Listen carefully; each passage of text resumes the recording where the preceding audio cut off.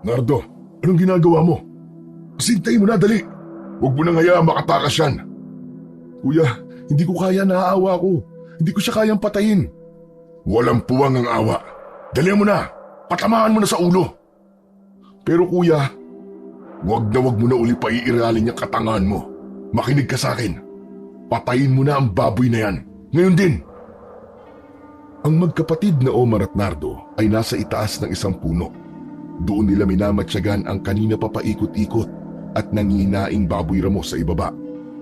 Isa yung napakagandang pagkakataon upang mahuli nila nang walang kahirap-hirap ang hayop na yon.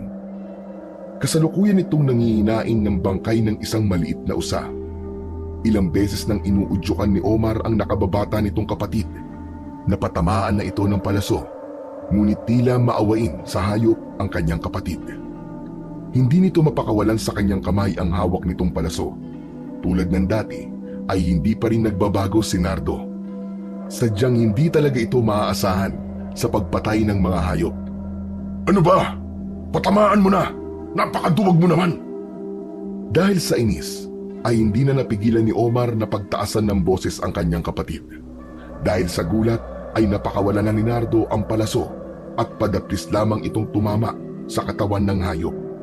Dahil doon ay mas lalong nagalit ang panganay. Kahit kailan talaga wala kang kwenta. Tingnan mo yung ginawa mo. Nakawala tuloy yung baboy. Ano pang huhulihin natin ngayon? Naku, pasensya ka na talaga kuya. Sadyang di lang talaga ako asintado di tulad ng sayo. Sinadya mo yun no? Sabihin mo ang totoo. Kung di susumbong kita kay tatay.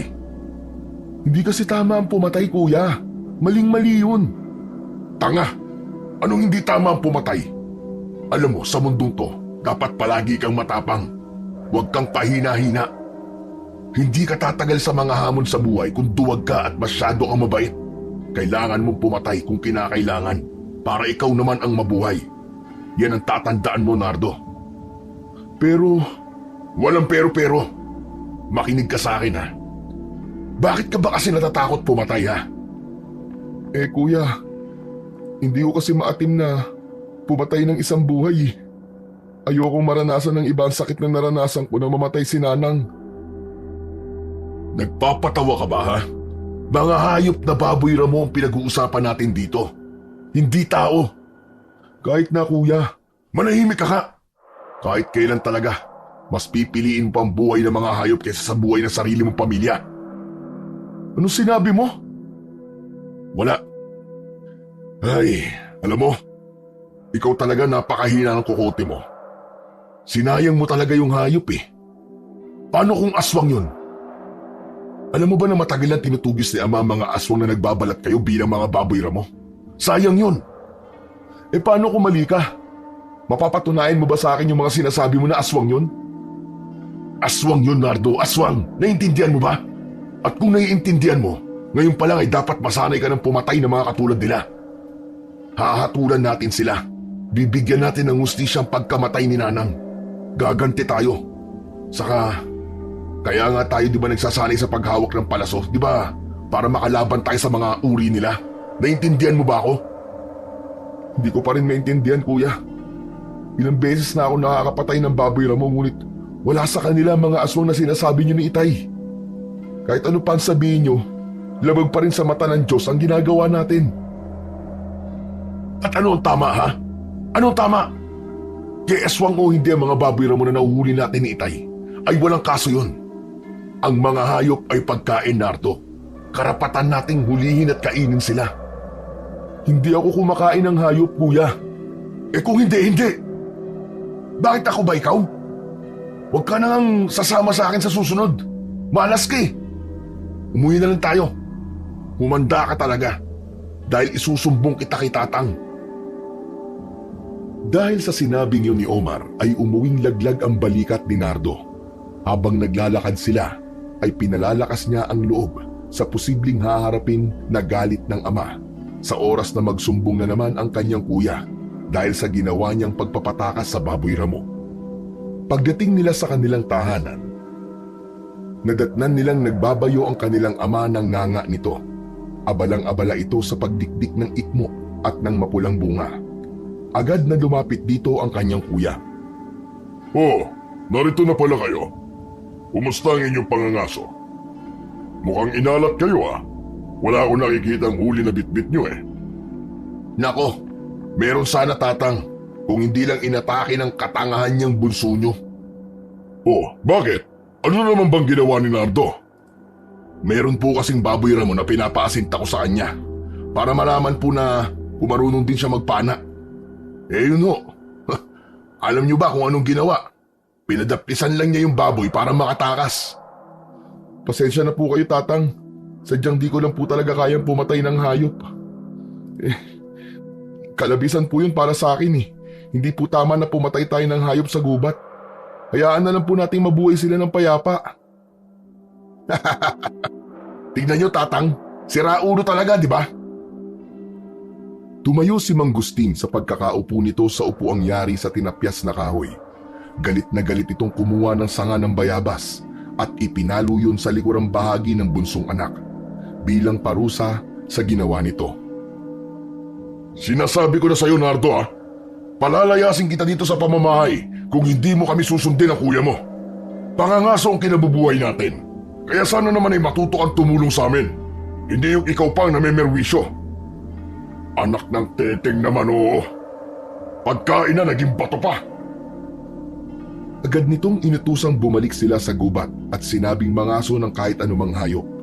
Dahil kung hindi niya yun magagawa, ay tuluyan na siyang palalayasin ng kanyang ama. Nalulungkot si Nardo sa ipinapagawang yun ng kanyang tatang. Nalungkot din siya dahil hindi naman ganun ang kanyang ama dati. Mabait sa kanya ito, ngunit naging bugnutin at nag-iba ang ugali nang mamatay ang ina sa kagat ng isang aswang na sumalakay isang araw sa kanila. Sa pagkakaalala ni Nardo ay may alaga silang baboy ramo noon na kanyang inaalagaan. Hindi niya matandaan kung sino ang nagdala nun sa kanilang bahay. Ang alam lang niya ay duguan ang hayop na yun, kaya kanyang ginamot at inalagaan. Ngunit nang minsang magkayayaan silang mag-aama na mangisda ng isda sa ilog, ay doon nangyari ang trahedyang nagpabago ng kanilang buhay. Masyadong nawili sa pangingisda ang tatlo, lalo't marami silang nahuhuli. Halos magdidilim na nang mag-aya si Nardo na umuwi. Dahil baka nag-aantay na ang kanilang nanay sa kanilang kubo. Laking gulat at paghihinagpis nila nang makita ang kanilang nanay na naliligo sa sarili nitong dugo at wala ng buhay. Wakwak ang tiyan nito at nawawala na ang puso. Wala silang makitang ibang tao roon, kundi ang baboy ramo na alaga nila. Narinig niyang sinabi ng kanyang ama na aswang ang baboy ramo na yon na tinatawag na awok, na nagbabalat kayo lang na isang baboy ramo. Samantala, habang naghahanap naman ng panibagong hayop ang magkapatid, ay panay ang reklamo ni Omar. Epal ka talaga eh no? Kung pinatamaan mo na sana yung baboy kanina, di sana nagpapahinga na tayo ngayon. Ang tigas naman kasi ng ulo mo eh. Hindi ah, sa totoo lang ikaw ang may kasalanan eh. May pasumbong-sumbong ka pa kasing nalalaman dyan eh. Yan tuloy, pinabalik tayo dito. Kung hindi mo sana sinabi kay tatang ang nangyari sa atin kanina, di sana hindi niya alam na may baboy ramo tayong napakawalan. Ikaw ah, yung totoo. Nangaasar ka ba o baka naman gusto mo lang na magsuntukan na lang tayo dito ha? Kung naman kuya oh, gusto mo pa akong saktan? Hindi ka pa ba nasiyaan sa palong natamo ko dahil sa pagiging sumbongero mo? Dapat lang naman yun sa'yo ah. Bakit ako sisisihin mo? Duwag ka kasi. Duwag! Sana hindi na lang katulad mo naging kapatid ko. Napakaduwag mo. Nangilid ang luha sa mga mata ni Nardo nang marinig niya ang masasakit na salitang yun mula sa kanyang kapatid. Ngunit natapos ang pagtatalo nilang yun nang mapansin ni Omar na may 3 baboy ramo sa di kalayuan kung saan sila naroroon. Dali, magtago ka Nardo.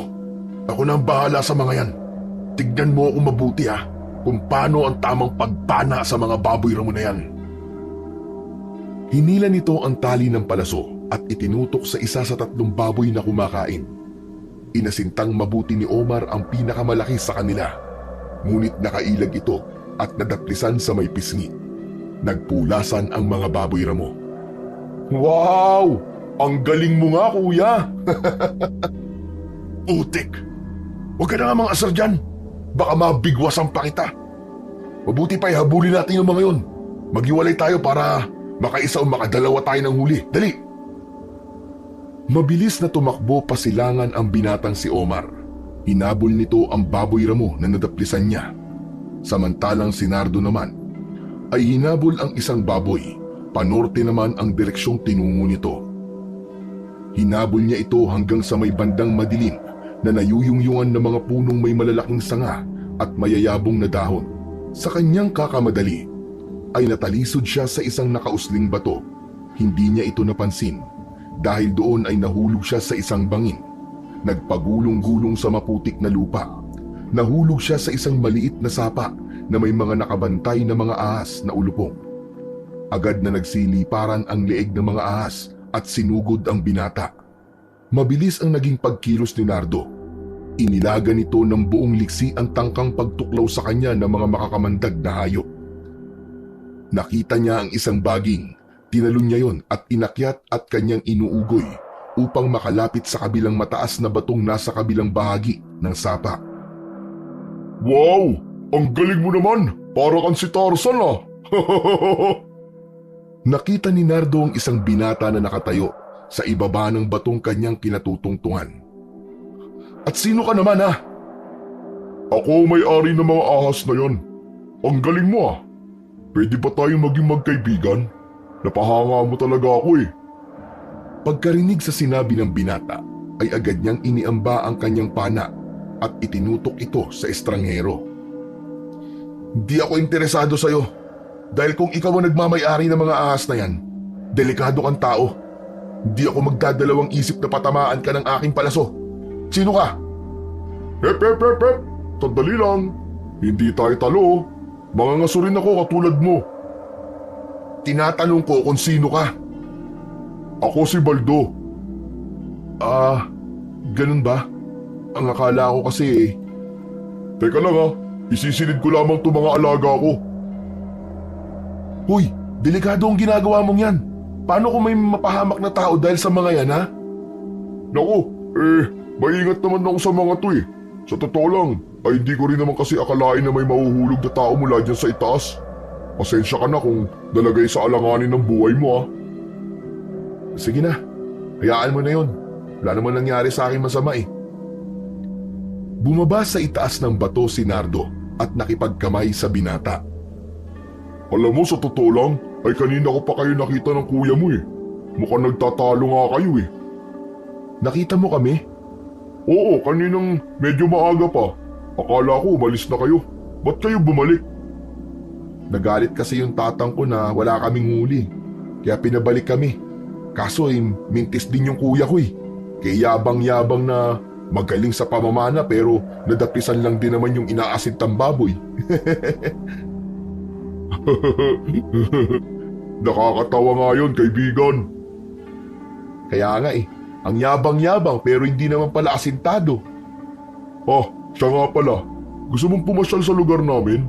Gusto kitang ipakilala sa aking ama at sa aking mga katribo. Maganda yan. Kaso kailangan ko muna makahuli ng hayop para makauwi na kami ng bahay. Ayoko na mapagalitan ni tatang. Pero salamat sa paanyaya mo ha. Sige, ikaw ang bahala. Pero mag-iingat ka ha. Delikado dito sa gubat. Iba't ibang klase ng hayop ang nandito. Tatandaan ko, kaibigan. Salamat sa munti mong paalala ha. Yun lang at naghiwalay na sila ni Baldo. Wala itong damit pang itaas.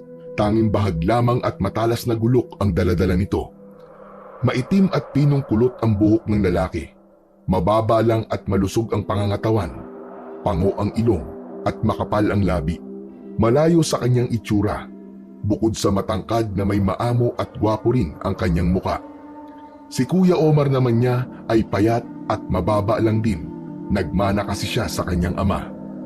Umakyat na siya sa taas. Nakita niya ang kanyang Kuya Omar pagkalipas ng ilang sandaling paglalakad. Saan ka ba nanggaling ha? Kanina pa kita hinahanap. Hindi ba tinabol natin ang mga baboy ramo kanina? Natigilan silang dalawa nang makarinig ng mga kaluskos. Agad na napatingin si Nardo sa direksyong tinitingnan ng kanyang kuya. Lumingon siya sa likod. Napansin kaagad kasi niya ang biglang pamumutla ng kuya at di kumikilos na parang tuod. Nakita niya ang mga kalalakihang dahang-dahang lumalapit sa kanila. "Umanda ka, Nardo. Kailangan nating makabalik sa ating bahay." "Takbo, Nardo! Takbo!" Agad nga silang umatras at mabilis na tumakbo nang sumugod na sa kanila ang mga di kilalang lalaki. May mga pala ring bitbit ang mga ito. Tumakbo silang magkapatid dahil lamang sa bilang ang mga kalalakihang yun. Alam nilang di nila kakayaning makipagsabayan sa lakas. Agad umulan ng palaso papunta sa kanila. Mabuti na lamang at sadyang nasanay na sa liksi ng pangangatawan ang magkapatid. Naiwasan nila ang tama ng palaso, subalit dahil sa mga kilos nila ay nagkahiwalay silang muli ng kanyang Kuya Omar. Nagtig-isa silang kumubli sa mga naglalakihang puno upang mas lalong maiwasan ang pag-atake ng mga kalaban. Agad na pumorma si Omar at inasinta ang binti ng isa sa mga lalaki, ngunit hindi niya ito natamaan. Hindi naman makapaniwala si Nardo na makakatagpo sila ng mga ganoong klase ng tao sa lugar na yon. Doon sila madalas na mangaso kaya kabisado na nila ang gubat. Hindi nila kilala ang malulupit na lalaking yon. Hindi niya akalaing mapapalaban sila sa mga taong may katulad nila ng sandata. Nang makita niyang may papalapit sa punong kanyang pinagkukublihan, ay hinila niya ang tali ng kanyang pana. Labagman sa loob niya ay kailangan niyang gawin yon upang siya ay mabuhay. Tama ang kanyang kuya. Tama ang sinabi nitong kailangan nilang pumatay kung kinakailangan para mabuhay. Agad niyang inasinta ang kalaban at pinakawalan sa ere ang palaso. Natamaan sa binti ang lalaki, natumba kaagad ito at namilipit sa sakit dahil sa tama ng palaso. "Totoo ba yung nakita ko, Nardo? Ang galing mo ah!" "Kuya, tsaka na tayo magbulahan. Tara na, bilis! Kailangan natin makalabas dito sa gubat at makalayo. Tsak na magiging mas mabagsik ang mga taong yan, lalo na't nasugatan natin ang isa nilang kasamahan." Mabilis silang tumakas. Habol nila ang hininga nang marating nila ang kanilang tahanan. Sinalubong agad sila ng kanilang ama nang makita ang takot at grabing hingal ng kanyang mga anak. "Oh, ano nangyari? May humahabol ba sa inyo? Ba't ganyan ang mga itsura nyo?" "Wala po, itay. Nagkakarirahan lang po kami ni Kuya Omar kung sino po sa amin na mas mabilis na tumakbo." "Akala ko naman kung ano na eh. Oh, bakit wala pa rin kayong bitbit na huli? Abay, kinakalawang na ata talaga kayo ah. Ano, Omar? Hanggang ngayon ba hindi ka pa rin marunong umasinta? Baka kung ang kapatid mo na ito ay mawala ang katangahan, mas magaling pa sa'yo to." "Tatang naman, wala naman po kami nakitang baboy ramo eh. Tapos medyo padilim na rin po. Kaya nagkaarirahan lang po kami nitong si Nardo. Paunahan makauwi dito. Hayaan niyo po, babawi na lang po kami bukas." Pinapasok na sila ng ama sa kanilang bahay at sinabing magsipaglinis na ng kanilang katawan. Sinabi nitong siya na lamang ang maghahanda ng kanilang hapunan. Agad namang tumalima ang dalawa.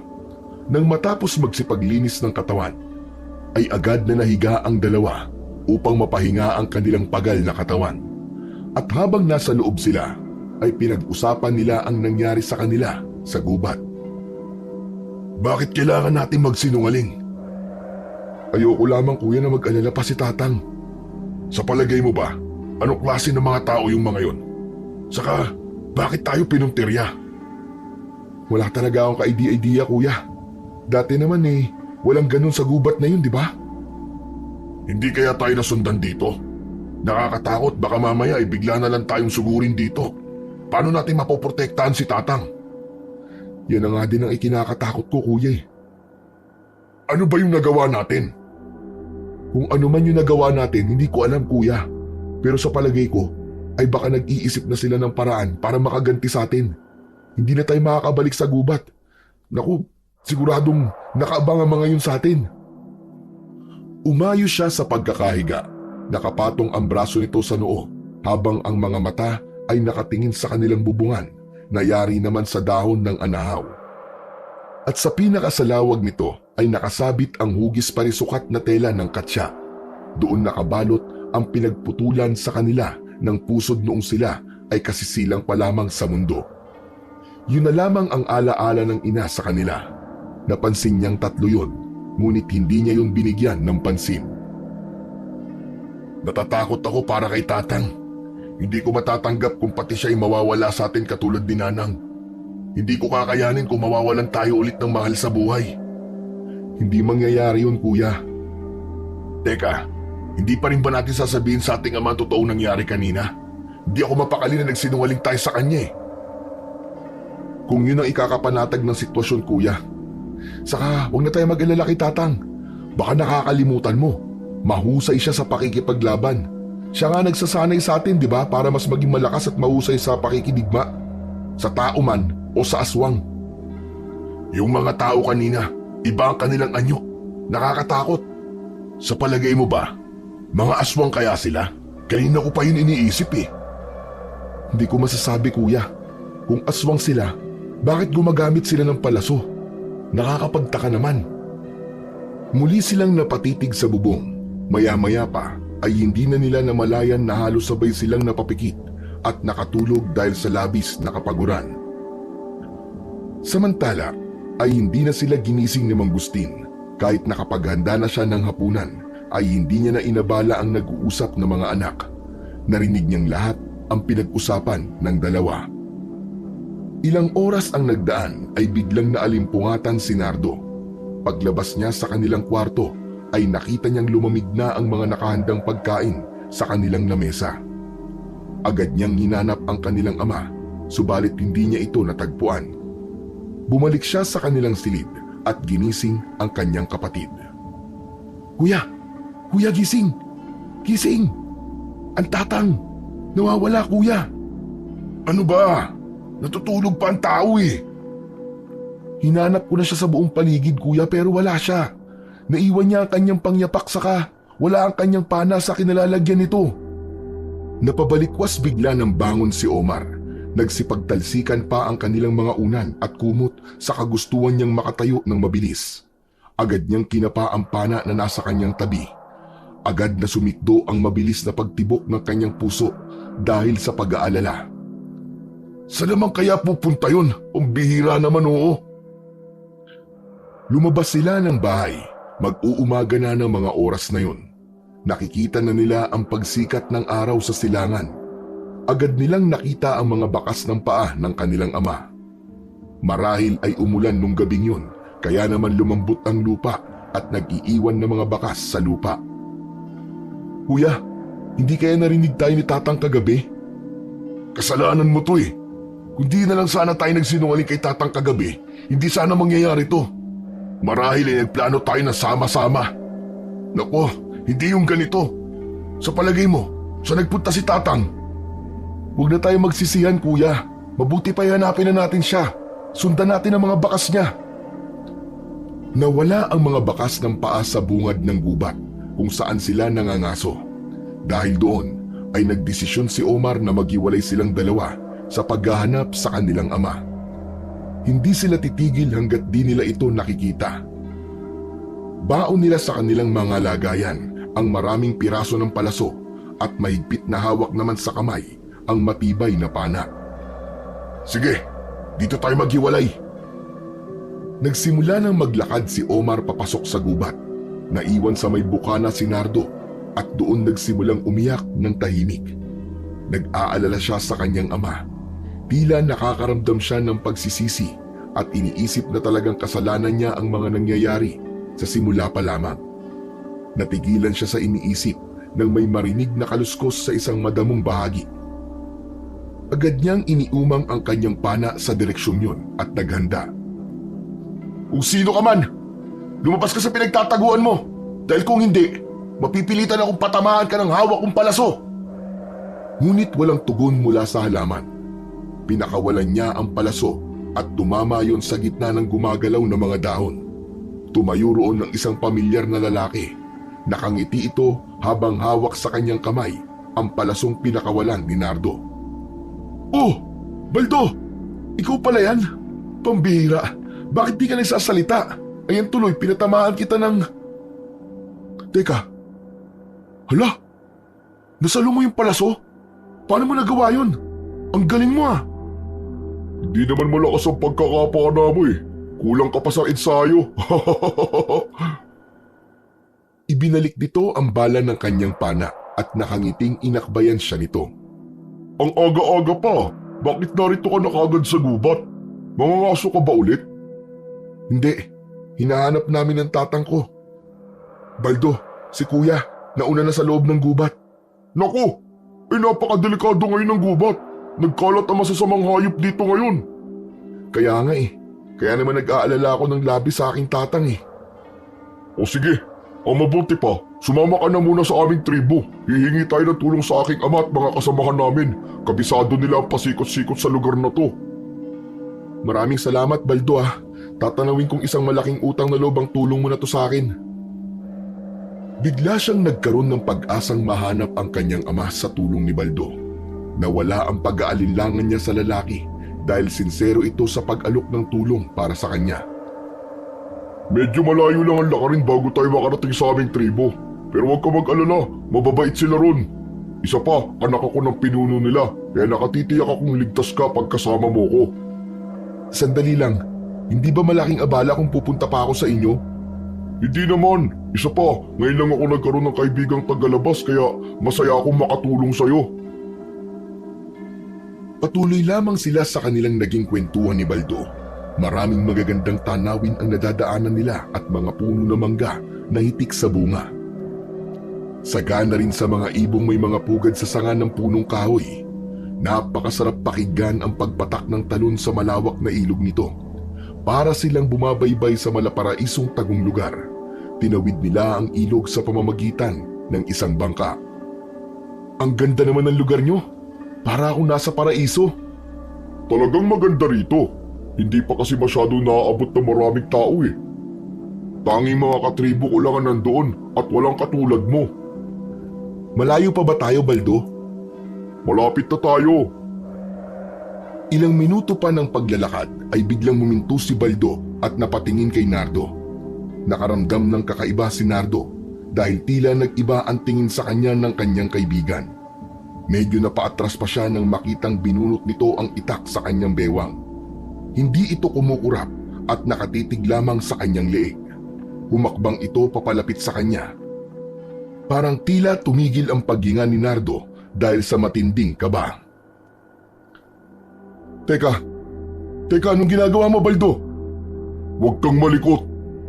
Pagkasabi nun ay biglang lumipad ang itak ni Baldo palapit sa kanya. Dahil sa gulat ay wala nang nagawa pa si Nardo kundi ang mapapikit. Naramdaman niyang bumagsak ang itak na yon sa kanyang tabi. Dahan-dahan niyang iminulat ang kanyang mga mata. Agad na tumingin siya sa matalas na itak na nasa kanyang paanan. Nakita niyang may dugo yun at katabi nun ang isang ahas na napugutan ng ulo. Nerbiyoso ka pala. Akala mo siguro ikaw ang papatayin ko, no? Sayang yang ahas. Kaso, mas sayang ka kung ikaw ang mamamatay ng dahil dyan. Mas mahalaga ang buhay mo, kaibigan. Saan nyo ba nagagamit ang mga ahas na yan? Pansin ko'y talagang mahilig ka sa mga makakamandag na kobra. Ang totoo, kinukuha rin namin ang kamandag nila. Pinapakagat namin sila sa basong may tela at doon isinasawsaw namin ang aming sandata bilang lason sa mga tatamaan ng aming pananggol na kagamitan. Sa maniwala at sa hindi, kahit patay na ang mga kobra, kaya pa rin nilang pumatay ng 10 hayop gamit ang kamandag nila. Ang dami mong alam tungkol sa ahas ah. Saka mukhang biyasang-biyasa ka sa pakikipaglaban. Kailangan eh. Anak kasi ako ng pinuno, kaya hindi ako maaaring maging mangmang at walang alam. Hindi rin ako pwedeng maging duwag. Sa narinig na yun ni Nardo ay nagka-interes siya sa buong pagkatao ng kanyang bagong kaibigan. Nahihiwagaan siya dito at bumibilib siya sa mga kakayahan nito. Hinangaan niya ang matapang at mahusay na mga kilos at pananalita nito. Oh, narito na tayo sa amin, kaibigan! Agad na gumala ang mga mata ni Nardo sa paligid. Sa ganda ng paligid na dinadaanan nila ay hindi niya akalaing ganoong klase ng lugar ang kanyang makikita. Ngunit bigla siyang napatakip ng ilong at bahagyang napaubo nang malanghap ang isang mabahong amoy na tila nang gagaling sa bulok na karne. Ang kapaligiran ay napapalamutian ng mga nakasabit na iba't ibang ulo at buto ng mga hayop. Nakapalibot yun sa kanilang lugar at nakatulos sa kawayang may matutulis na bato sa dulo. Ang mga bahay ay gawa sa natural na materyales at nakatayo o nakapatong sa malalaking puno. Walang nakitang tao sa paligid, Sinardo. Nasaan ang mga tao dito? Baka tulog pa sila. Gabi kasi sila nangangaso kaya sa umaga ay asahan mo nang natutulog pa sila. Pero hayaan mo, maya-maya lang, gigising na ang mga yan para mag-almusal. Ilang sandali pa ay napansin na ni Nardo na bumukas ang isang pinto ng kubo at iniluwal nito ang dalawang lalaki. Biglang nanlaki ang mga mata ni Nardo nang makilala ang isang lalaki. Natitiyak niyang yun ang humabol sa kanila ng kanyang Kuya Omar at napana niya ang binti. Agad na bumaba sa bahay ang lalaking maitim at sinunggaban si Nardo. Galit na galit nitong sinuntok sa muka ang binata. Agad naman itong sinuway ni Baldo. Itigil mo yan! Bisita ko ang taong to, kaya kung maaari huwag kayong gagawa ng hindi maganda sa kaibigan ko. Agad na binitawan ng lalaki si Nardo. Kahit gigil na gigil ay pinigilan na nito ang sarili dahil sa sinabi ng anak ng kanilang pinuno. Isinama ko siya rito dahil nais naming humingi ng tulong para hanapin ang nawawala niyang ama. Agad na nagkatinginan ang dalawang lalaki. Makahulugan ang naging tingin ng mga ito.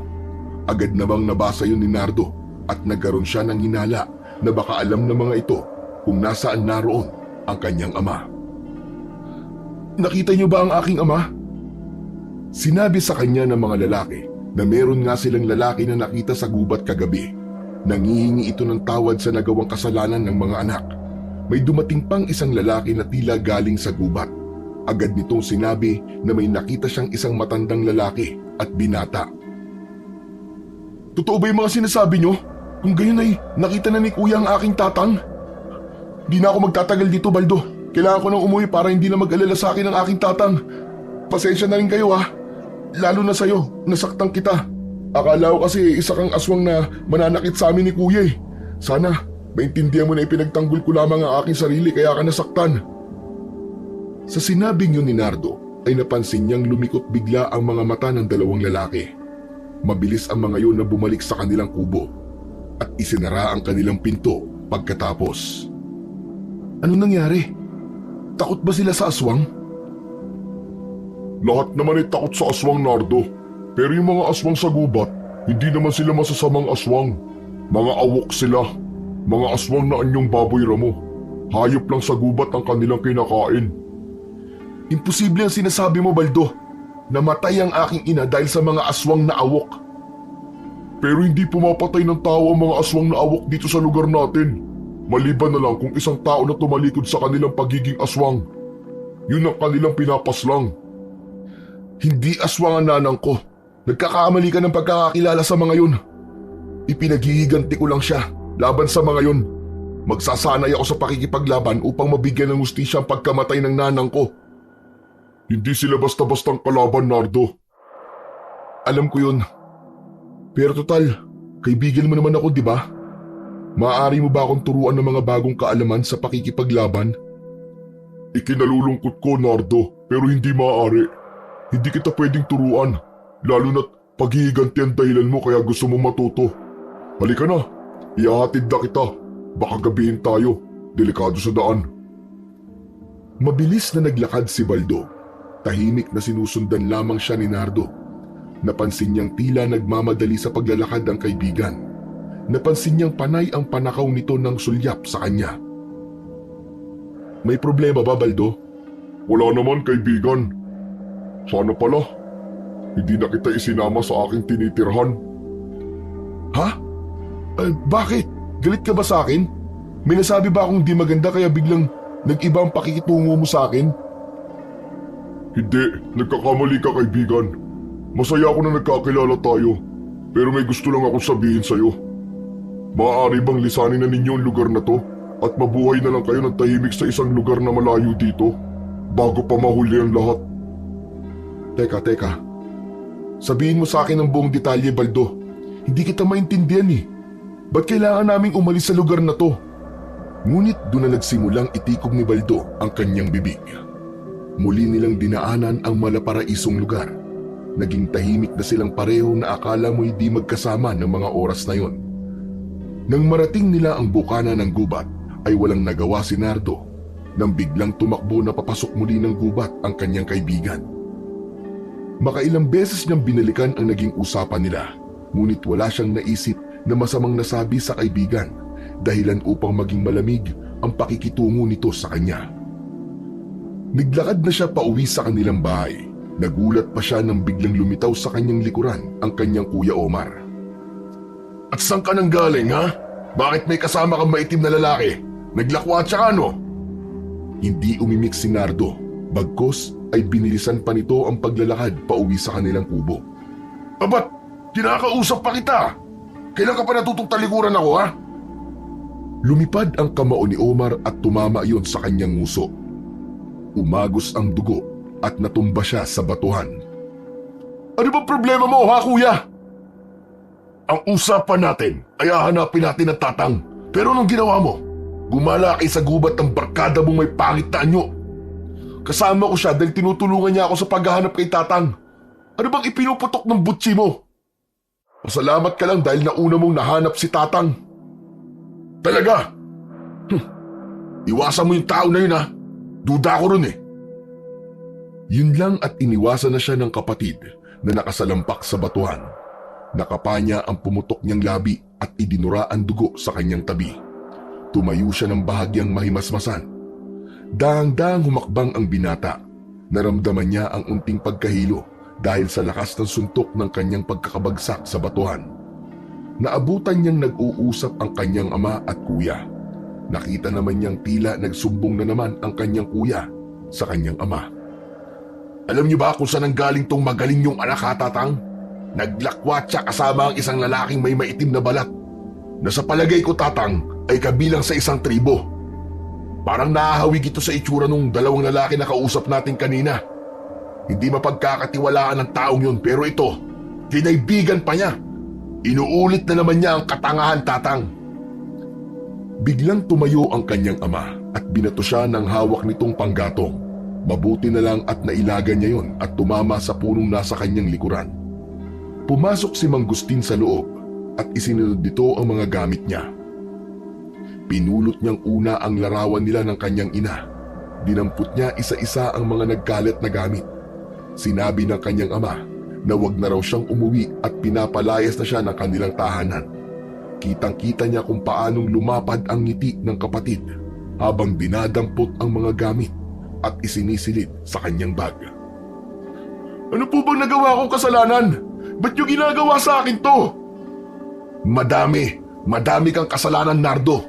Unang-una, ikaw ang dahilan sa pagkamatay ni Nanang." "Ano ba pinagsasabi mo, ha, kuya? Magkakasama tayo na mangyari yun. Paano kasalanan ko lang? Wala nang buhay ang Nanang na dumating tayo sa ating bahay. Bakit ba pinagpipilitan yung kasalanan kong mga nangyari? Ikaw naman talaga ang dahilan sa..." "Tumigil ka na, Omar. Sabihin na natin sa kanya, Tatang, para alam niya. Kailangan niya malaman ng totoo."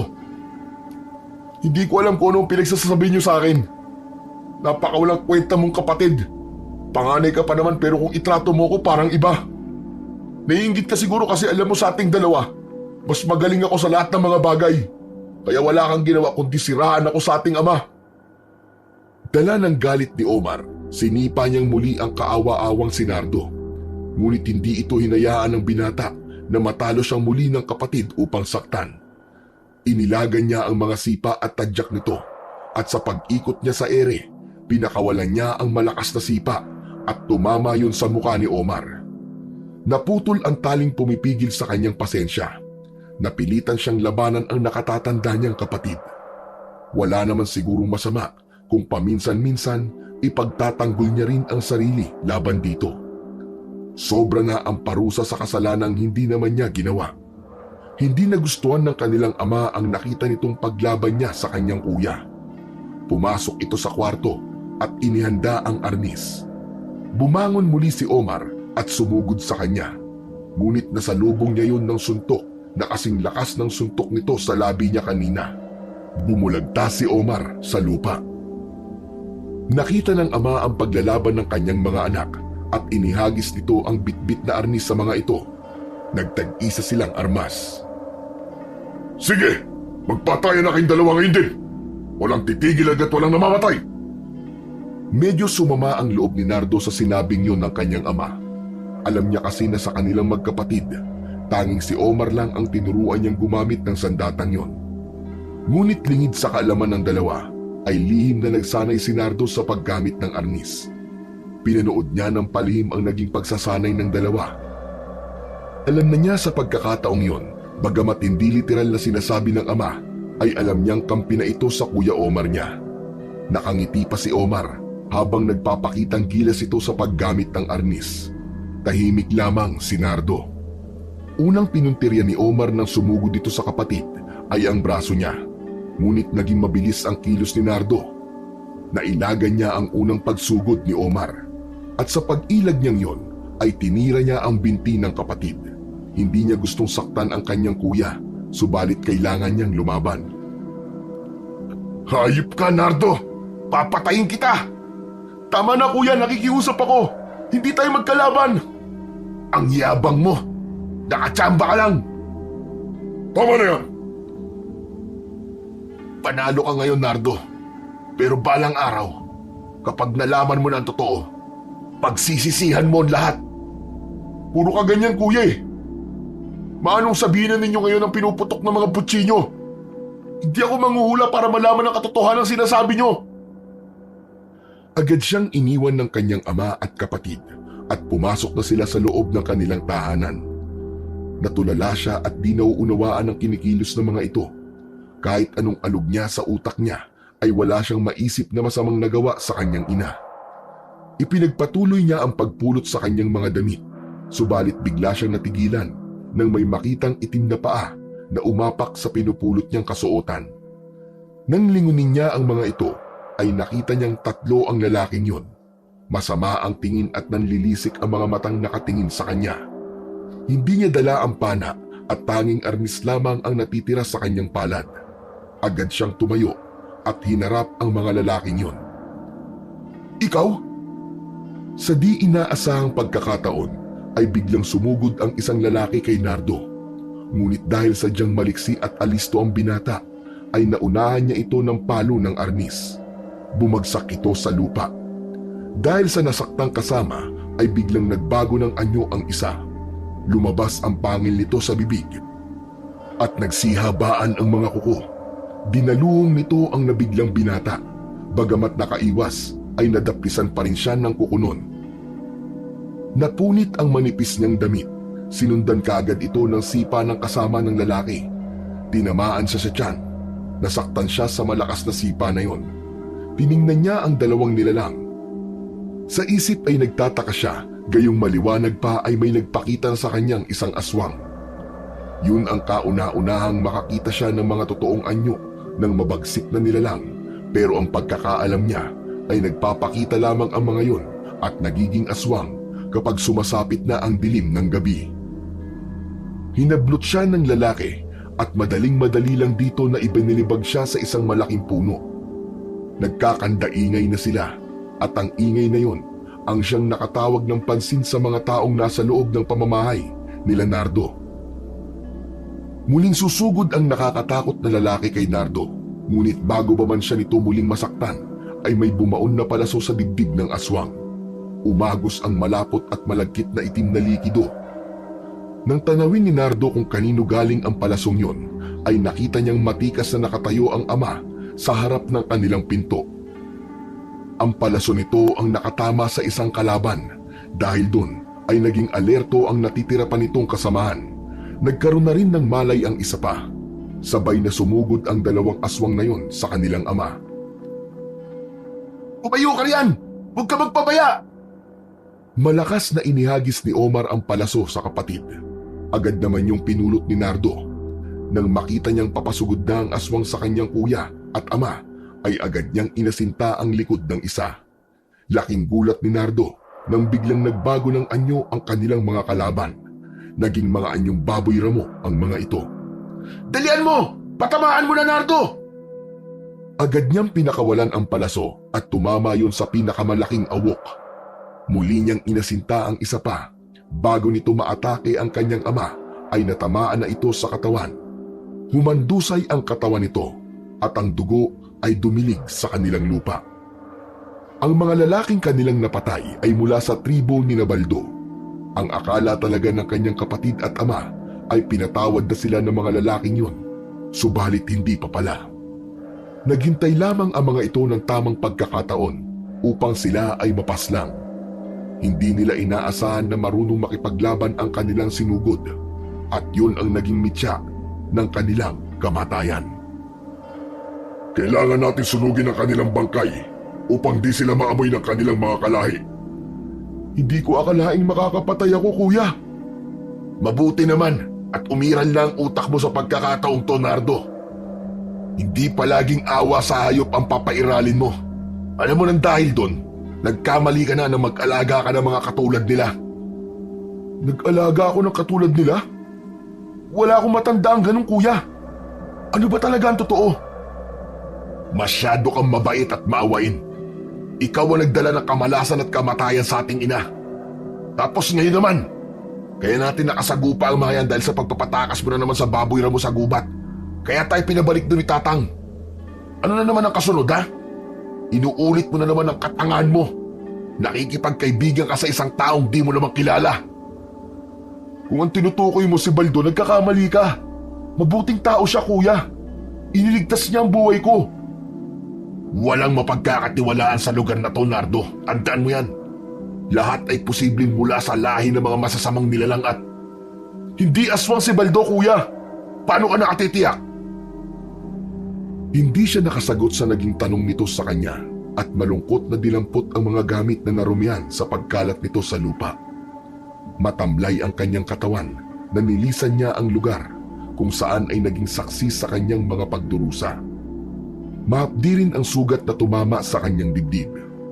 Saan kaya siya maaaring tumuloy sa mga oras na yon?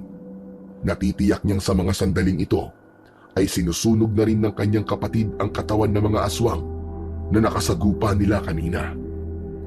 Nakita niya ang lumang bahay sa gitna ng malawak na bukid. Tigang na ang lupa dahil nadadaanan niya ang taniman nito. Luma at sira-sira na ang bahay at wala ring nakatira. Pwede na sigurong tumira ako dito. Tahimik pa ang lugar. Oo, tamang-tama na talaga to para sa'yo, no? Nagulat si Nardo sa biglang pagsulpot ni Baldo sa kanyang tabi. Baldo? Ba't ka nandito? Sinusundan mo ba ako? Hindi nagkataon lang na nakita kita kanina eh. May mga dala-dala kang gamit kaya sinundan kita. Tapos ang lungkot mo din. Naisip ko na baka pinalayas ka kaya napasunod ako sa'yo. Oh, eto nga pala, may nahulog ka sa daan kanina. Di mo na malayan, no? Ang lalim kasi ng iniisip mo eh. Para kang lumulutang sa hangin. Iniangat nito ang lumang larawan nilang mag-ina at iniabot yon sa kanya. Salamat Di mo alam kung gaano to kahalaga sa akin. Walang anuman. Sana ang bagay na yun na makakapagpangiti sa'yo. Ano bang nangyari, ba't ka pinalayas sa inyo? Dahil ba sa di kayo nakahuli ng baboy ramo? Pinalayas ako kasi nakita ni Kuya na magkasama tayo. Iniisip nila na naglakwatsa ako at di ko hinanap si Tatang. Talaga? Ang kitid naman ang utak ng mga taga sa inyo. Ang sama ng ugali ng kuya mo sa totoo lang. Siya dapat na napalayas hindi ikaw. Hindi lang naman ganun Ako rin daw ang may kasalanan kung bakit namatay ang nanay ko. At sino namang anak ang may gustong mamatayan ng ina, pambihira naman? Teka, ano bang nangyari sa ina mo? Naglakad palapit sa kubo si Nardo at sinipat ang kabuuan nun. Maya-maya pa ay namulot ito ng mga sanga sa paligid at inipon yun sa harap ng kubo. Medyo papadilim na rin ang paligid kaya naisip ni Nardo na magsunog ng mga sanga upang maging ilaw sa dilim. Agad naman yung naunawaan ni Baldo. Tumulong ito sa pag-iipon ng mga kahoy na nagkalat sa paligid. Nang matapos ay umupo sila sa tabi nun. Nilaro-laro naman ni Baldo ang apoy at naghintay siya sa muling pagsasalita ng kanyang kaibigan. Ang totoo ay wala akong maalala maliban sa pamimingwit namin noon ng isda. Pagdating namin sa bahay, ay patay na ang nanang ko. At ako ang sinisisi nila sa pangyayaring yun. Sinasaktan nila ako dahil doon. Hindi ko maintindihan sa kanila kung bakit ako ang dapat na magdusa gayong nawalan din naman ako ng pinakamamahal kong ina. Mabuti ka nga at hindi mo alam ang naging pagkakamali mo. Pero alam mo ako, tandang-tanda ko yung kamalian ko noon na hanggang ngayon ay pinagsisisihan ko. May naging kasalanan ako noon sa aking kaibigan. Kaya bilang kabayaran ay palagi akong nakasubaybay sa kanya. Palihim ko siyang tinutulungan at inililigtas sa kapahamakan. May pinagdadaanan ka rin pala, kaya tayo magkasundo. Hindi pa sila nagtatagal sa harap ng apoy ay may biglang naramdaman si Baldo. Naging mabilis ang ikot ng ulo nito at naging alisto sa kilos ng kapaligiran. Agad niyang napansin ang mga magalaw na anino sa likod ng kubo. Siniko niya sa tagiliran ang kaibigan at ininuso ang mga nakitang anino. Agad na dinampot ni Nardo ang kanyang pana. Wag! Teka muna. Pakiramdam ko'y madami sila, Nardo. Wag muna tayong kumilos. Kailangan natin malaman muna ang lakas nila bago tayo gumawa ng aksyon. Lumabas ang mga nilalang na yun mula sa likod ng bahay. Mga nilalang na may nakakatakot na anyo. Mahahaba at matutulis ang mga pangil at kuko. Wala silang pinagkaiba sa mga nakalaban kanina ni Nardo. Galit na galit ang mga mata nitong nakatingin kay Baldo. Napansin ni Nardo na si Baldo ang susugurin na mga yon. Iniharang niya ang kanyang katawan sa kaibigan. Napailalim siya sa katawan ng aswang. Agad namang pumulot ng sanga na may apoy si Baldo at itinusok yon sa aswang. Umungol ito nang maramdaman ang sakit at binalingan na nito ang lalaki. Tumayo si Nardo at hinarap naman ang dalawa pang papasugod na kalaban. Dahil malapit na ang mga ito ay ang arnis naman ang kanyang inihanda. Wag na wag kang magpapakagat sa kanila. Dahil kung hindi, mawawalan ka ng malay at mapapatay ka nila. Wika ni Baldo sa gitna ng pakikipagbuno sa mga aswang. Mahusay at sanay sa pakikipaglaban ang kaibigan. Nagawa nitong mapatumba ang dalawang kalaban sa pamamagitan ng suntok at sipa. Hindi niya nakitang gumamit ito ng itak kahit na ito ay may dala. Napatay nito ang isa pang aswang at si Nardo naman ang isa. Nang matapos ay biglang nagpaalam sa kanya si Baldo. O paano? Kailangan ko na rin umalis, Nardo. Natitiyak kong hinahanap na rin ako ng aking mga magulang. Sige, mag-iingat ka. Maraming salamat sa pagkakaligtas mo sa akin. Pangalawang beses mo na ako natutulungan ha. Utang ko sa iyo ang buhay ko, kaibigan. Naku, wala yun. O sige, aalis na ako ha. Mag-iingat ka. Yun lang at tumalikod na ito sa kanya. Dahil sa mga nangyari, hindi niya magawang makatulog ng maaga. Natitiyak niyang muling susugod ang mga aswang sa kanyang tinutuluyan. At dahil doon, lalo lamang siyang kinakabahan para sa kaligtasan ng kanyang ama at kapatid. Kaya bumalik siya kahit madilim ang daang kanyang nilalakaran papunta sa kanilang bahay. Pagdating niya roon ay walang nakasinding mga ilaw. Nakabukas ang bintana at pintuan. Nagkalat rin ang mga gamit nila sa labas at maputik ang harapan ng kanilang bakuran. Nang makita ang itsura ng bahay, kinabahan siya at hindi na mapakali. Tatang! Tatang! Kuya! Kuya! Kuya, nasan kayo? Tatang! Sigaw ni Nardo habang hindi mapakali sa paggalugad ng buong kabayan. Ngunit wala siyang nakitang tao roon. Nakarinig si Nardo ng ilang pagbagsak na mga gamit sa kusina. Ang pagsara ng mga pintuan at ang pagpasok ng lalaking walang damit pang itaas. At kahit naliligo iyon sa sarili nitong dugo, natitiyak niyang ang Kuya Omar niya yun. Kuya! Kuya, ano nangyari? Nasaan ang tatang? Bihag nila si tatang. Walang iya. Ikaw talaga ang pahamak eh. Alam mo ba nung umalis ka ay nag-alala sa'yo ang tatang kaya sinundan ka at hinanap ka namin? Pero may mga nakasalubong kaming kalahi ng mga aswang. Ayun, binihag nila si tatang. Kasalanan mo to. Kasalanan mo. Hindi ko mapapatawad ang mga aswang na yun, kuya. Magbabayad sila. Papatayin ko sila. Pasensya ka na, kuya. Hihingi ko ng kapatawaran ng lahat ng kamalasan na ibinibigay ko sa pamilya natin. Wisit, ang totoo niyan, hindi mo talaga kasalanan. Wala kang kasalanan, Nardo. Wala talaga akong masisi nung panahon na yun eh. At wala ulit akong masisi ngayon, kundi ikaw. Kasi hindi ko nagawang ipagtanggol ang tatang natin. Wala akong nagawa. Malalakas sila, Nardo. Naiinggit talaga ako sa'yo. Ako ang kuya pero mas matalino ka sa akin. Mas magaling ka sa akin sa lahat ng mga bagay. Kaya palagi kitang sinisiraan sa ating ama. Tama na kuya, tama na. Kailangan nating gamutin ang mga sugat mo. Baka maubusan ka ng dugo. Agad niyang nilapatan ng malinis na katsa ang malaking sugat sa muka ng kanyang kuya.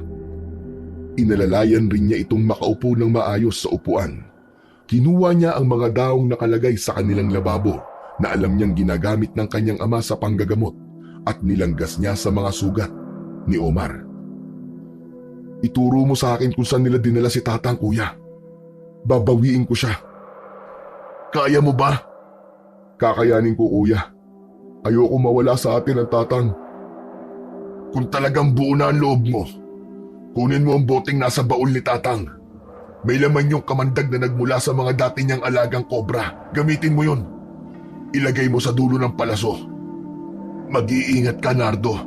Marami sila at may mga sandata rin katulad natin. Isinalaysay ni Omar ang lugar na pinagdalan sa kanilang ama. Habang nakikinig ang binata, ay tila nagiging malinaw na sa kanya kung saan ang puok na yon. Namuo ang galit at gigil niya nang mapagtanto na tila nilalansi lamang siya ng isang kaibigan. Ngunit nagsawalang kibo siya. Hindi niya sinabi sa kanyang kuya na alam niya. Bago niya lisanin ang bahay nila, ay niyakap niya ng mahigpit ang kanyang kuya Omar.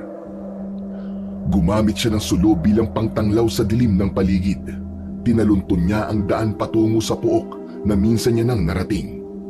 Dahil maliwanag naman ang buwan, ay pinatay niya na ang kanyang sulo. Inisip niya na mas mainam na yon upang hindi agad makita ng kanyang mga kalaban ang kanyang pagdating. Nang marating niya ang lugar, ay nakita niya ang napakaraming tao na tila nagkakaroon ng kasiyahan. Sumasayaw-sayaw pa ang mga ito sa gilid ng isang apoy. Umakyat siya sa isang matayog na puno kung saan tanaw niya ang kabuuan ng lugar na yon. Agad niyang hinanap doon ang kanyang kaibigang si Baldo, ngunit hindi niya ito makita. Mula sa kanyang kinaroroonan ay nakita niya ang tatlong lalaki na nakalaban niya sa bukid kasama si Baldo. Teka, bakit buhay pa sila? Wika niya sa sarili. Dahil doon ay bumundol ang malakas na kaba sa kanyang dibdib. Naisip niyang mukhang nilalaro lamang siya ng kanyang kaibigan at inuuto sa di malamang dahilan. Inisip niya na niloko siya ni Baldo. Bumalatay ang galit sa kanyang muka dahil sa pagsisinungaling nito sa kanya at pangluloko na kunwaring mabuting tao ito kapag kaharap siya. Mula sa loob ng isang kubol ay nakita niyang lumabas si Baldo. Minamanduhan nito ang kanyang mga kasama na ilabas ang kanilang handa para sa gabing yun. Ganun na lamang ang panlalaki ng mga mata ni Nardo nang makita niyang ang kanyang ama yun. Nakatali ito sa kawayan at kasalukuyang nilalagyan ng langis upang ihawin sa nagbabagang apoy na noon ay sinasayawan ng kanilang mga kalahi. Magdiwang tayo mga kasama! Dahil sa wakas ay nahuli na natin ang pinakamasarap nating handa. Ang taong ito ang siyang tunay na albularyo. Dito sa taong ito pinagpalit ang ating pinuno. Ito ang sinamahan ng asawa ni Ama at siyang umuubos at pumapatay sa ilan nating mga kalahi. Naguguluhan si Nardo sa kanyang narinig. Malinaw ang mensaheng yun ni Baldo, subalit ayaw tanggapin ng binata na maaaring sinasabi nitong nagtaksil ang asawa ng pinuno para lamang sa kanilang ama. Ayaw niyang mag-isip ng masama tungkol sa kanyang sariling ina. Ayaw niyang madungisan ang magagandang alaala ng namayapang magulang. Doon nagsimulang umusbong ang galit niya kay Baldo.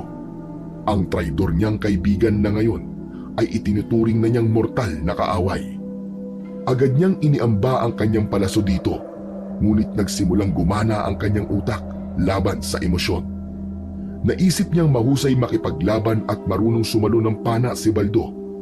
Kaya nilagyan niya ng lason ang dulo ng kanyang palaso dahil kung sakaling madapisan lamang nito ang traidor na lalaki ay mamamatay ito dahil sa kamandag ng ahas. Ngunit hindi rin niya yun itinuloy dahil naisip niyang mas importante na mailigtas muna niya ang ama sa tiyak na kamatayan. Pinagplanuhan niya na maigi ang kanyang gagawing pagkilos. Nilagyan niya ng apoy ang dulo ng pana, saka pinatamaan ang bubong ng mga kubo upang magkagulo ang mga tao roon. Nagpakawala na din siya ng mga panang may lason at ilan sa mga natamaan niya ay namatay kaagad. Sa pag-ikot ng kanyang paningin ay nakita niya ang sisidlang pinaglalagyan ni Baldo ng kanyang mga ahas. Pinuntirya niya yun at pinatumba. Natanggal ang takip nun at nagsilabasan ang mga makakamandag na hayop. Nagkagulo na ang mga tao sa tribong yun. Huling pagkakataon na ni Nardo na iligtas ang kanyang ama. Gamit ang kamagong na arnis ay natatalo niya ang mga aswang na sumasalubong sa kanya. Agad niyang kinalagan ang ama. Ibinigay niya rito ang arnis samantalang siya ay mahigpit niyang hinawakan ang kanyang pana. Naganda siya ng mga palasong may lason. Marami rin ang kanilang napatay bago sila nakalabas sa lugar na yon. Agad niyang dinala ang kanyang ama sa likod ng isang puno kung saan madamo. "Tatang, magtago muna kayo dito ha. Hahanapin ko lang yung traidor na yon at pagbabayarin ko siya sa ginawa niya sa inyo ni Kuya." Huwag na anak. Tara na. Umalis na lang tayo dito. "Hindi po. Kailangan magbayad yung sinungaling na yun sa mga atraso niya sa akin." Pagkatapos maikubli ang ama sa mga halaman, ay maingat siyang humakbang patungo sa kubo kung saan huli niyang nakita si Baldo. Nang makita niya ang kaibigan, ay agad niya yung hinila palayo sa mga katribo nitong aswang. Kinuha niya ang palasong may lason at inilagay yun sa kanyang pana, saka itinutok kay Baldo. Kaya mo bang pumatay ng isang kaibigan, Nardo? "Hindi kita kaibigan. Isa kang traidor. Hayop ka? Anong ginawa namin sa'yo?" Naniningil lang ako ng pautang sa pamilya mo. "Kalokohan yan. Kayo ang may utang sa amin dahil alam mo na nagmula sa lahi niyo ang pumatay sa aking ina. Kayo ang dapat na magbayad sa amin dahil kayo ang nagsimula ng lahat ng to." Huwag mong isisi sa iba ang kahinaan mo. Talaga palang hindi mo naalala ang totoong nangyari sa iyong ina? Gusto mong ikwento ko ang nakaraang pinilit mong kalimutan? Huwag ka na magpanggap na parang alam mo ang lahat ng nangyari. Ginagamit mo lang ang kwento ko upang makuha mo mga nais mo. Pwes, nagkakamali ka. Tumawa ito ng malakas at iwinagayway ang kamay. Natutuwa pa sa kanyang itsura habang nanginginig ang kanyang kamay na mahigpit na nakahawak sa tali ng palaso. Anumang oras kapag binitiwan niya yon, alam ni Nardo na makaligtas man sa pana ang kalaban, pero sa kamandag ng ahas ay hindi. Nang gabing matagpuan mo ang baboy ramo na maraming sugat. Ang ama ko yun. Nagpanggap siyang nangihina para makalapit sa pamilya mo. Inalagaan mo siya at pinakain. Pero ang hindi mo alam ay nakaplano na ang lahat ng aming paghihiganti. Tama lang na mamatay ang iyong ina. Ano sabi mo? Siya ang pumatay sa nanay ko? Nang hindi makakuha ng agarang sagot, ay agad na pinakawalan ni Nardo ang palaso. Ngunit sa kasawiang palad, ay nasalo ito ni Baldo. Mabilis ang naging mga pangyayari. Agad silang napalibutan ng mga kasamaan ng aswang na yon. Ang iba ay nag-anyong baboy ramo, samantalang ang iba naman ay nanatili sa pagiging anyong tao. Ngunit hindi siya nagpasindak sa mga ito. Wala siyang ibang nais kundi ang mapatay si Baldo. Agad niyang pinakawalan muli ang ikalawang palaso, subalit nasalo ulit ito ng binata. Malayo sa dulo ng pana, ni hindi nito nasugatan ang lalaki.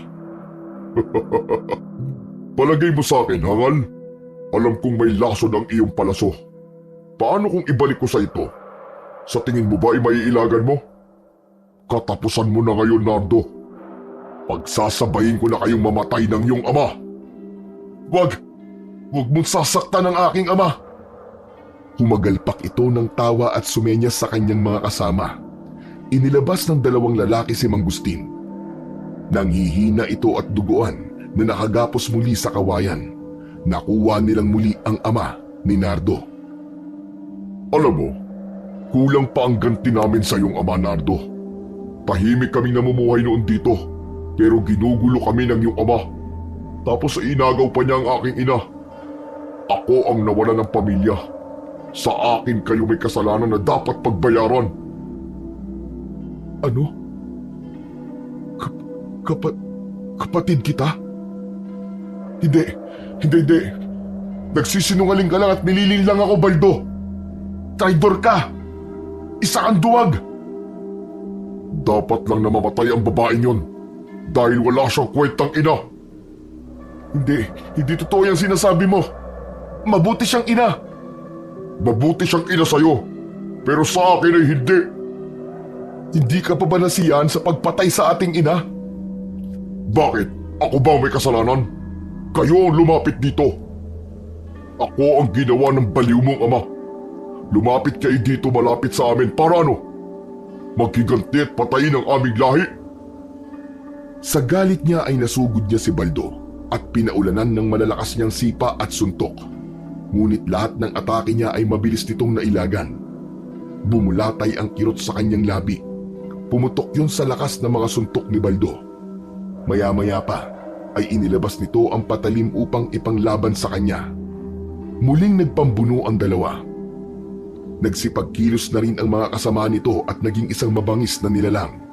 Humaba ang mga tenga, kuko at pangil ng mga kalaban at sabay-sabay na sumugod sa kanya. "Etong sa inyo!"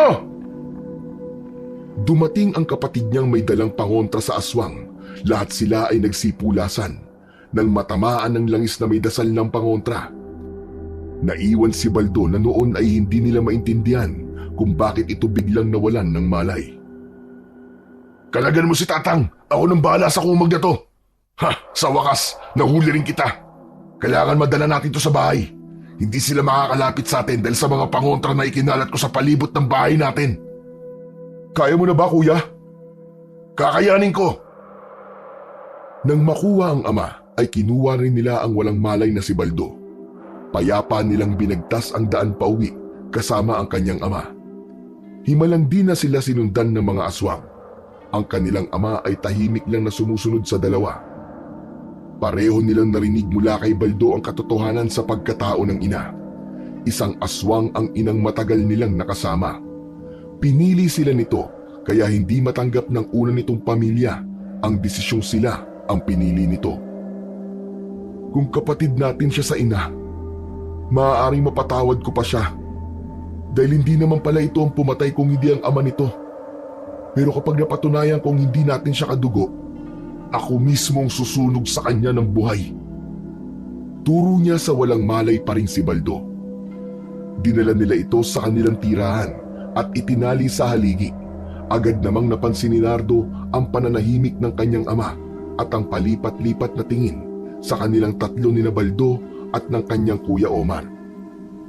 Gusto sana niyang tanungin ang ama sa kakaibang ikinikilos nito, subalit nawala ang atensyon niya dito nang mula sa kadiliman at katahimikan ng gabi ay nakarinig sila ng mga kaluskos at malalakas na ingay ng baboy ramo.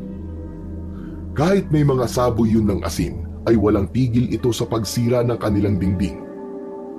Kinuha ni Mang Gustin ang kwintas na may bilog na hugis ng bato. Isinuot niya ito sa leeg ni Nardo. "Hindi ko na kayang lumaban, anak. Nakikiusap ako. Kayanin mo para sa pamilya natin." "Sige na, Nardo. Ako na ang bahala sa kalahating kapatid natin. Desperado ang mga kasama niyang babawi ito kaya mag-iingat ka. Kung magkagipitan man, ay papatayin ko na rin ang hayop na to upang makaganti man lamang tayo sa kanyang ama." Biglang nagsalita si Mang Gustin.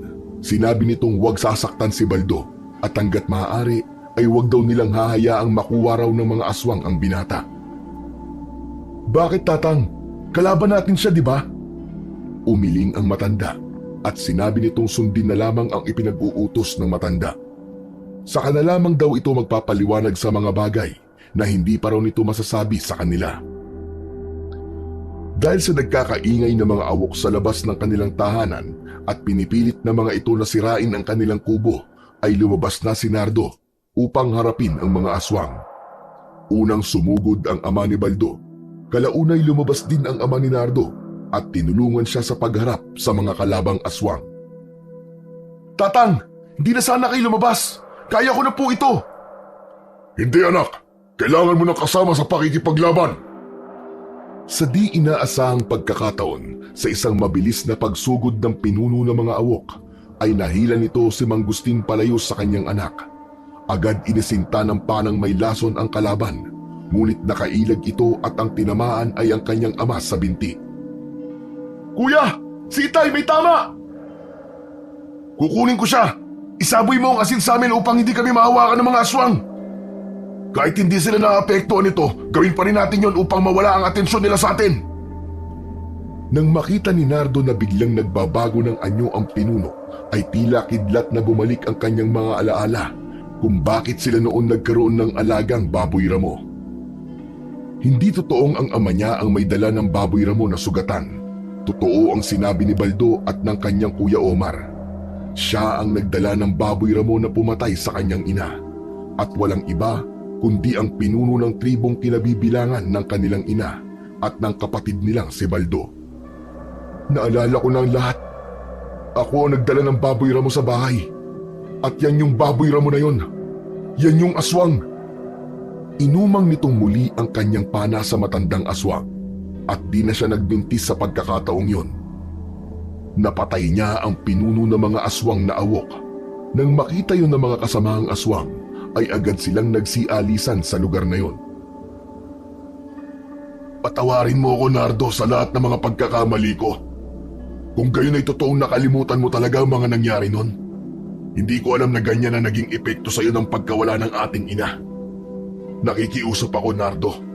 Patawarin mo ko, kapatid ko. Agad na niyakap ni Omar ang kapatid. Lumapit na rin si Mang Gustin para yakapin ang dalawang anak na humingi ng kapatawaran sa bawat isa. Pumasok na sila sa kanilang bahay pagkatapos. Nabigla si Nardo sa biglang pag-iyak ng ama nang lapitan at yakapin ito si Baldo. Nangihina ito at habol ang hininga. Naalala ni Nardo na may lason ang palasong tumama sa kanilang ama. Tatang, ano pong ibig sabihin ng mga luha niyo? Bakit yakap-yakap niyo po ang katawan ni Baldo? Hindi ba dapat magsaya tayo dahil wala na ang mga lahing aswang? Mabibigyan rin ng hustisya ang pagkamatay ng aming ina. Imbis na sumagot, ay mas lalo nitong nilakasan ang pag-iyak. At imbis na gamutin ang sarili, ay inuna pa nitong gamutin ang sugat ng kanilang bihag. Magsalita naman kayo, tatang. Bakit kayo nagkakaganyan sa kanya, ha? Pinilit buksan ni Baldo ang kanyang mga mata upang masilip ang lalaking umiiyak sa kanyang tabi. Yakap-yakap ang nakagapos niyang katawan na ngayon ay kinakalagan siya. Walang patid sa pag-iyak ang matandang kanina lamang ay ginawa niyang pagkain para ihanda sa pista ng kanilang lahi. At dahil nangihina, hindi niya magawang maibuka ang bibig dahil nangingimi na rin yun at naninigas. Kumakalat na rin ang kamandag sa kanyang dugo. Bumibilis na rin ang pagtibok ng kanyang puso. Tinamaan din pala ito ng palasong may lason. Akala ni Nardo ay hindi ito nasugatan sa pagsalo niya ng mga palasong kanyang pinakakawalan. May kailangan ba kaming malaman, tatang? Nakikiusap kami sa iyo. Sabihin niyo na sa amin ang totoo. Kapatid niyong totoo si Baldo. Totoong kapatid nila si Baldo dahil ito ang panganay na anak ni Mang Gustin na inilayo sa kanya ng kanyang nobya noon dahil inakala nito dahil sa itsura ng sanggol na namanan nito ang pagiging aswang ng kanilang ina. Nagbalik ito sa kanilang tribo dala ang sanggol. At upang hindi patayin ng mga katribo nila ang babae, ay ipinakasal ito sa pinuno at inako nitong anak ang dalang sanggol ng babae. Nakisama ang babae sa pinuno ng tribo, maski hindi naman talaga niya ito tunay na mahal. Tumulo ang luha sa mga mata ni Baldo nang marinig ang katotohanan sa bibig mismo ng kanyang itinuring na kalaban sa buong buhay niya. Sinira ng kanyang kinikilalang ama ang lahat. Ang buong akala ng lalaki ay si Mang Gustin ang traidor, subalit ang totoo, ang nagmanipula ng lahat ay ang pinuno. Pinaniwala siya sa isang kasinungalingan na masamang babae ang kanyang ina at kailangan niyang magiganti sa pamilyang ipinalit sa kanila. Pinaghigantihan niya ang sarili nitong pamilya. Nataranta si Nardo at hindi pinansin ang revelasyong ipinagtapat ng ama sa kanila. Hinubad niya ang suot na kwintas at idinikit yon sa sugat ni Baldo. Masyado nang marami ang ikinalat ng kamandag ng ahas, kaya inuna niyang idikit ito sa katawan ni Baldo upang higupin ang kamandag na sumasama sa dugo nito. Ba't di niyo sinabi sa amin kagad? Ang tunay niyo bang dahilan kung bakit tayo lumipat sa lugar na to ay upang bawiin si Baldo? Sana po'y pinaalam niyo po sa amin. Sana'y hindi ko siya nasaktan. Mamamatay ang kapatid ko ng dahil sa akin. Patawarin niyo ko. Hindi ko alam na ganito ang mangyayari sa atin. Patawarin niyo ako, mga anak. Di ako katulad nila. Kailanman ay hindi ako naging isang awok. Maaaring nagkamali lang ang ina noon na naman ako ang pagiging aswang niya. Hindi ako isang awok. Anak, hindi ko alam. Ang ina mo, natakot noon na maging kagaya ka niya. Kaya dinala ka niya sa kanilang tribo upang maalagaan ang mabuti. Subalit tumakas din siya sa malupit na pinuno at muli kami nagsama. Hindi ko alam. Patawarin mo ako, Baldo. Anak ko. Tatang, tingnan mo ang braso niya. Nawawala ng bakas ng kamandag. Gumagana sa kanya mutya ng trabong ng ahas. Ligtas ka na, Baldo. Ligtas ka na. Kuya. Patawarin niyo ako. Nang dahil sa akin ay muntik ko pa kayong mapatay. Ay, teka lang. Hindi totoo yan. Hindi mo ako mapapatay kasi sa ating tatlo, ako ang pinakamagaling. Pagyayabang ngunit masayang binanggit ni Nardo sa dalawa niyang kuya. Nangihina man sila ay nagawa nilang magtawanan sa isang biro sa kauna-unahang pagkakataon. Ang mga kasinungalingan ay nahubaran na ng katotohanan.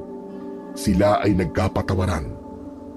Nakalaya silang lahat sa sumpa ng paghihiganting wala namang katuturan.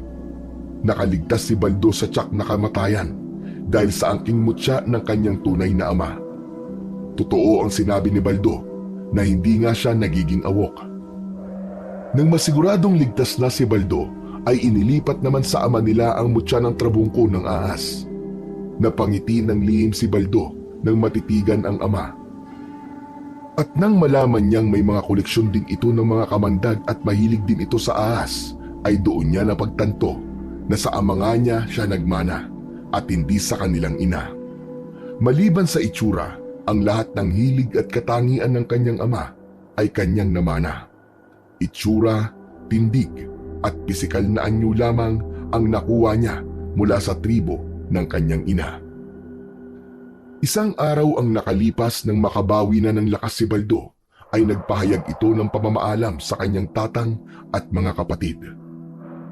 Ngayon wala na ang pinuno, ay kailangan kong bumalik sa aming tribo, tatang.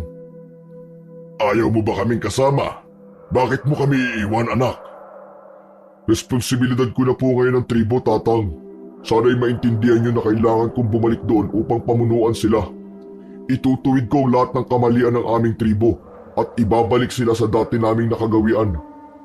Na hindi kumakain ng mga tao. Sapat na sa amin ang mga hayop para ipanlaman sa mga gutom naming tiyan. Kung sumama na lang kaya kami sa'yo?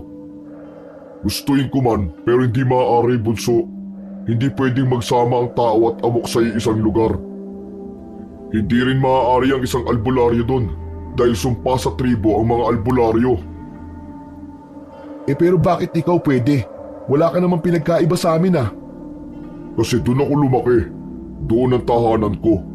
Walang gagalaw sa akin doon dahil ako na ang kinikilalang bagong pinuno. Huwag kayong mag-alala. Palagi pa rin ako nakabantay sa inyo. Dadalaw-dalawin ko kayo paminsan-minsan. Pangako yan. Malungkot man sa muling paglisan ng kanilang kapatid, ay masaya na rin sina Omar at Nardo. Muling nanumbalik sa tahanan nila ang pagmamahalan at tulad ng dati ay magkasundo na sila ng kanyang kuya Omar.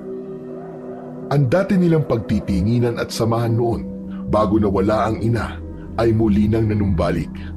Ang mga galit noon na nanahan sa kanilang mga puso ay pinalitan na ng respeto at matinding pagmamahal sa isa't isa.